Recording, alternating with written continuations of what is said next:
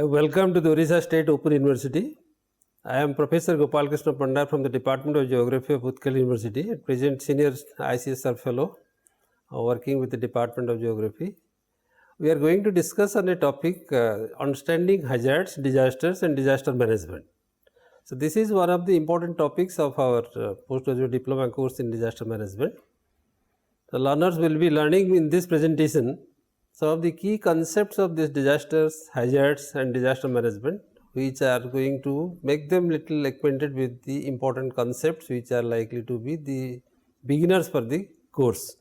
So what we are going to learn is, in this presentation we are going to see what is the meaning of a hazard, what is the meaning of a disaster, what is the difference between hazards and disasters when we are using the term hazard and disasters, what are the characteristics of a hazard, that how a hazard is being characterized, and then how this disaster management is a part of this managing the hazards and disasters, and what are the important components of the disaster management, and why do we study hazards and disasters is also an important component, because we need to understand that this hazards and disaster study, which has come into our academic arena during the last 20-30 years, is just because of something which has little relevance for which we need to have an understanding. So in that way, I think we will be moving forward, just going into the topics. First of all, if we discuss what is a hazard. What is a hazard? It is a phenomena that pose a threat to people, structures or assets, and it may cause a disaster. Naturally, this is a natural event that has a potential to cause harm or loss, is a definition used by the Asian Disaster Preparedness Center at Bangkok, Thailand. So they are trying to define this as a natural event that has a potential to cause a harm or loss. And normally when we think of a hazard, we cite some of the examples. A flood will be a hazard, cyclone will be a hazard, drought will be a hazard. Like this, there are many hazards which are being experienced, which are natural. There are also man-made hazards to which, like industrial accidents or road accidents. So when a hazard is coming before us, we would like to know that this is a threat and a future source of danger. Whenever there is a hazard, it is obviously implied that it is a threat. It is a future source of danger. It has the potential to cause a harm to people. It can bring harm to people in terms of death. It may bring injury, it may bring diseases, it may bring psychological stress also. And it may also bring damage to the human economic activities, our educational activities. There can be property damages, there can be economic loss.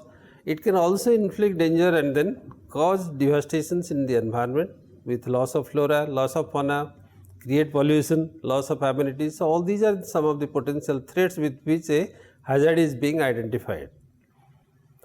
But when we think of a disaster, normally a disaster is the consequence of a hazard. We consider it as a disaster.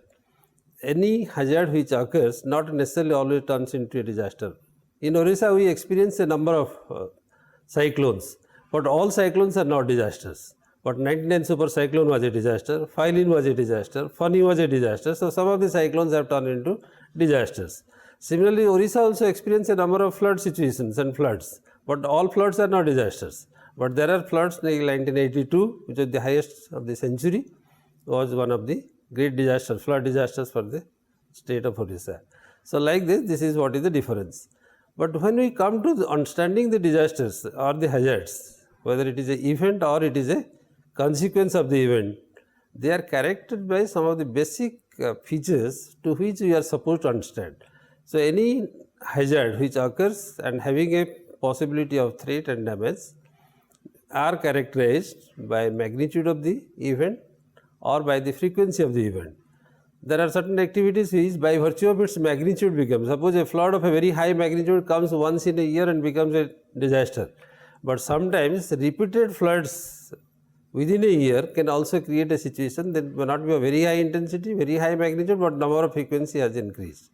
Similarly, periodicity of occurrence is also one of the important characteristics. If you look at the cyclone scenario of Orissa, you can understand very well that almost all our super cyclonic situations come in the month of May or in the month of October.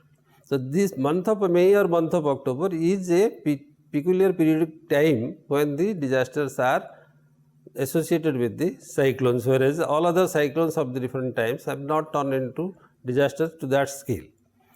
And every disaster or every hazard is being characterized by a recurrence interval. That means at what interval a cyclone or a flood or a particular hazard occurs over a particular area in a particular region. And if we go into a kind of statistical analysis, we can think of how we can just look at what is the probability of occurrence of a particular magnitude of a particular time also. So, we can also characterize a event by virtue of its recurrence interval. We can also characterize by virtue of its probability.